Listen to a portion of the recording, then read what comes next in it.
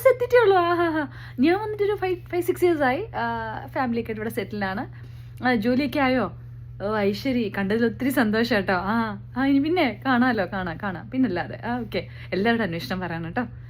Okay. അവളെ എൻ്റെ കോളേജിലെ സീനിയറായിരുന്നു. എൻ്റെ ദൈവമേ, ഇവനായിരുന്നു ആകാശ് അഭിഷേക്. ഈ ചെക്കനെയൊന്നും അല്ല, ഇവക്ക് എത്ര പ്രേമം ഉണ്ടായിരുന്നു അറിയാവോ? 1 2 ഒന്നും അല്ല, എത്ര ചെക്കന്മാരുടെ ബൈക്കിരുന്ന് പോയ പെണ്ണാ. എന്തെല്ലാം കഥകളാ. എൻ്റെ ദൈവമേ, ഇപ്പം ഒരു ചെക്കനെയും കെട്ടി ഇവിടെ വന്ന് സെറ്റിലായെന്ന്. ഇവിടെ കൊച്ചു പിള്ളേരൊക്കെ ഉണ്ടോ?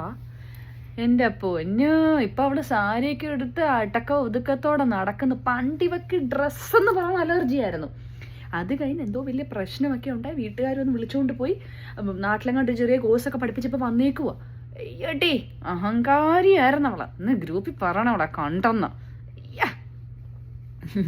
നമ്മൾ പലവർക്കും ഈ ഒരു രോഗം ഉണ്ടാവില്ലേ? നമുക്കുണ്ടാവും ഈ പ്രശ്നമല്ലേ? മറ്റുള്ളവരെ കാണുമ്പോൾ അവരെ പരിചയമില്ലാത്ത പോലെ നടിക്കുക, അവരെ അടുത്ത് വന്നു കഴിയുമ്പോൾ നല്ലതായിട്ട് ചിരിച്ച് പരിചയപ്പെടുക, എന്നിട്ട് അവരങ്ങോട്ട് മാറി കഴിയുമ്പോൾ നമ്മുടെ അടുത്ത് നിൽക്കുന്നവരോടും നമുക്ക് പരിചയമുള്ളവരോടും ഒക്കെ അവരുടെ പൂർവ്വ കാര്യങ്ങൾ, അവർ മണ്ണിൽ കുഴിച്ചിട്ട കാര്യങ്ങളൊക്കെ തോണ്ടിയെടുത്ത് വിളമ്പി കൊടുക്കുക. പറയുമ്പോൾ പൊടിപ്പും തൊങ്ങലൊക്കെ ഇറ്റിലേ പറയുള്ളൂ അല്ലേ? പ്രേമം എത്ര എണ്ണം ഉണ്ടായിരുന്നു, എത്ര പ്രേമം പൊട്ടിപ്പോയി, അവരെവിടെയൊക്കെ പോയിട്ടുണ്ട്, ഏതൊക്കെ ചെക്കന്മാരുടെ പോയി, ഏതൊക്കെ പെണ്ണുങ്ങളുടെ പോയി, അവർക്ക് ഡിവോഴ്സ് നടന്നിട്ടുണ്ടോ, അവരുടെ സ്വന്തം കുട്ടിയാണോ അത്? ഒരു വല്ലാത്ത ആത്മസുഖമല്ലേ? ഒരു വല്ലാത്ത ആത്മനിർവൃതി കിട്ടുന്നുണ്ടോ? അയ്യോ, ഈ രോഗത്തിന്റെ പേരെന്താന്ന് എനിക്ക് അറിഞ്ഞുകൂടാ. പക്ഷെ ഈ രോഗത്തിന് മരുന്ന് കണ്ടുപിടിച്ചിട്ടുണ്ട് ചില ആൾക്കാർ. കാരണം എല്ലാ ആൾക്കാർക്കും അവരുടെ ജീവിതത്തെ പറ്റി മോശമായിട്ട് പറയുമ്പോൾ അവർ കേട്ട് നിൽക്കണമെന്നില്ല, അവർ പ്രതികരിക്കും എന്നാ പറയുക. അത് നല്ല മരുന്നാത്രേ.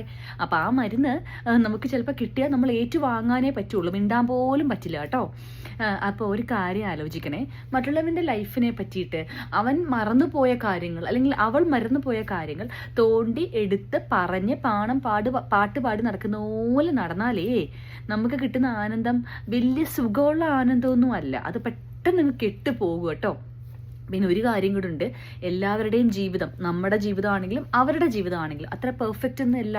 എല്ലാവരുടെയും ലൈഫിൽ മോശമായ കാര്യങ്ങളൊക്കെ നടന്നിട്ടുണ്ടാവും.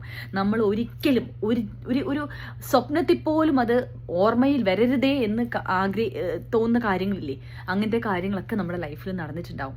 അത് നമ്മൾ മറന്നു പോയതാണെങ്കിൽ വേറൊരാൾ തോണ്ടി എടുത്തിട്ട് നമ്മളെ വേദനിപ്പിക്കാൻ വേണ്ടിയിട്ട് എല്ലാവരോടും പറഞ്ഞു നടക്കുമ്പം നമുക്ക് എന്ത് സുഖമാണ് കിട്ടുക? നമുക്ക് നാണംകേട് മാത്രമല്ലേ കിട്ടുകയുള്ളൂ, നമുക്ക് വിഷമം മാത്രമല്ലേ കിട്ടുകയുള്ളൂ.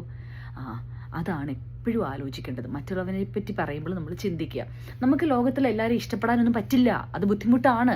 പക്ഷേ എല്ലാവരും സ്നേഹിക്കാൻ പറ്റില്ലെങ്കിലും മറ്റുള്ളവരെ ഉപദ്രവിക്കരുത് കേട്ടോ.